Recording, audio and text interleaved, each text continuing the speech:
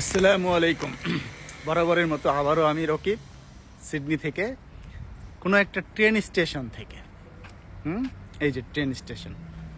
ওকে, এখন হর্ন কেন বাজে? মালয়েশিয়ায় কোনো হর্ন নাই, অস্ট্রেলিয়াতে হর্ন। এনিওয়ে, এক ভাই লেখছে, কমেন্ট করছে যে 60-70 আওয়ার কিভাবে যদি একটু বলতেন।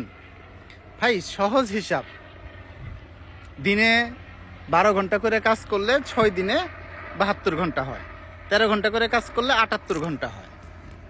অস্ট্রেলিয়াতে যারা স্টুডেন্ট তারা সপ্তাহে কাজ করতে পারে, অনুমতি আছে সরকারিভাবে 24 ঘন্টা, ফুল টাইম হিসেবে 40 ঘন্টা।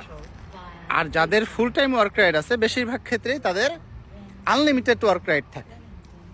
এনিওয়ে, যেহেতু এখানে আমার ওয়ার্ক রাইট লিমিটেড, মানে হচ্ছে সপ্তাহে 24 ঘন্টা, আমি সপ্তাহে 24 ঘন্টা বেশি কাজ করতে পারবো না, সরকারিভাবে আমার অনুমোদন নাই, অবৈধ। যদি করে থাকি সরকার আমার পয়কার পাস ছয়কার ও লয়কার লা থর শিকার দিয়ে আমাকে দেশ থেকে বাইর করে দিবে। তারপরেও আমি গত 3 সপ্তাহ ধরে 78 ঘন্টা করে সপ্তাহে কাজ করছি। কেন?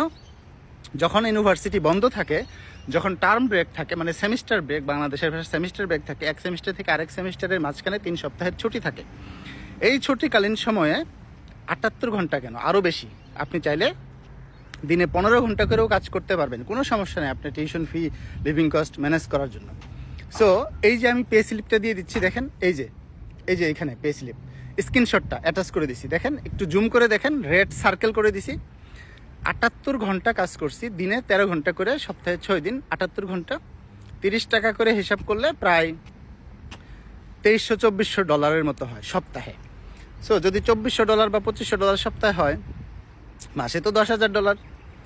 একটা স্টুডেন্ট তার কলেজ যখন বন্ধ থাকে সেও মাসে $10,000 ইনকাম করতে পারে।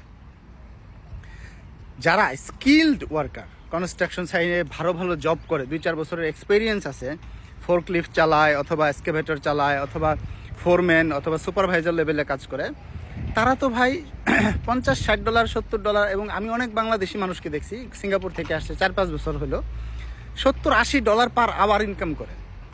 তো সে যদি সপ্তাহে 80 ঘন্টা কাজ করে আর যদি সে $80 করে পার আওয়ার পায়, তাহলে তার সপ্তাহে ইনকাম হয় 6,000-6,500 অস্ট্রেলিয়ান ডলার। অঙ্ক ভাই, অঙ্ক বুঝেন না? ম্যাথমেটিক্স, পাটিগণিত করেন নাই ছোটোবেলায়? পাটিগণিত, বীজগণিত, ঐকিক নিয়ম, চলতি নিয়ম অঙ্ক করছেন না?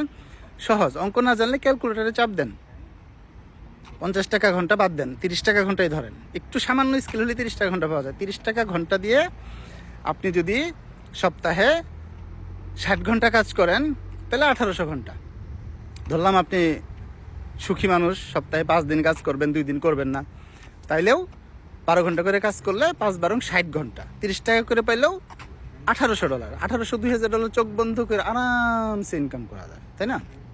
এনিওয়ে, আসবেন কেমনে, তাই না? ইনকাম তো করতে পারবেন, আসার পর আসবেন কেমনে?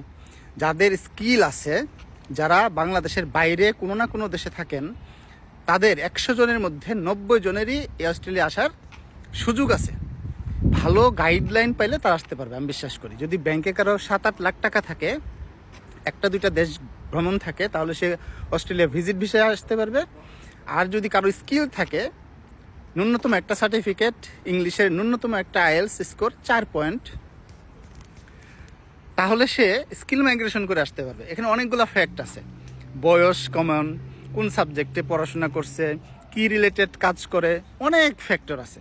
এই জন্যে আপনি ভালো কোনো কনসালটেন্সির সাথে কথা বলেন, 2-4 হাজার টাকা খরচ করে কথা বলে আপনি জেনে বুঝে তারপরে। এখন অনেকে আমাকে জিজ্ঞেস করে, ভাই ফ্রি টাইমে ফোন নেই। ভাই ফ্রি টাইম তো নাই, যে টাকা পে করে তার জন্য আমি সময় বের করে কথা বলি। এনিওয়ে, এই যে দেখেন আমার ট্রেন চলে আসছে পিছনে, তো আমি এখন এই ট্রেনে উঠে সা করে চলে যাব। ভালো থাকবেন, আসসালামু আলাইকুম।